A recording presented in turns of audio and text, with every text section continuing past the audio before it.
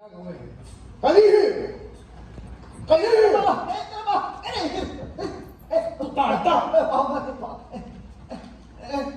Galang-galang na Kapitan General, narito po ako para kalang-dapat inyong pagpasayahan. Ang mga mag-aaral ko ay nais magtayo ng Akademiya ng Wikang Kastila. At ano naman ang iyong kuro-kuro diyan? Sa tingin mo ay sa itong tapat at marangal. Sa ganang akin ay kahina-hinala ang panukalang iyan.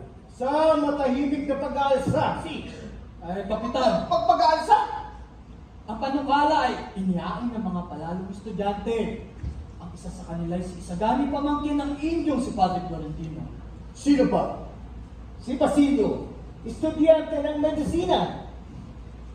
Ilista ang mga pangalan niyan. Ngunit, kagalang-galang na Kapitan, hanggang ngayon po hindi pa natin nababatid ang tunay na adhikain ng mga kabataang iyan.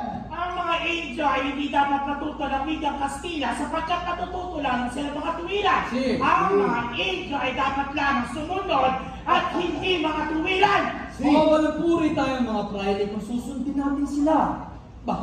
Sino pang makakadlang sa kanilang pagpupo sa unang sagkat? Sa aming paglagpak, wala kaming ibang hihilain sa bangin kundi ang pamahalaan. At hindi mangyayari yan. Dahil titignan natin kung sinong mas malakas sa mundo. Bagyo, mga padre, itigil na ang pagtatalong ito. Tapusin natin ito. Kalma kumain. Sa sila po, kagalang na Kapitan, nandito po ang dalagang anak ni Cabezang Tales. Kapitan, nagmamakaawa po akong palayain ang aking ingkong na dinakip sa halip ng aking ama. Halos 3 araw na kung papalit ang dalagang iyan eh. Naparito pala ako para ihatid ang petisyon ng dalaga. Karamba! Palayain si Sela na hindi naman niya sabihin hindi tayo marunong magpatawa. Aba!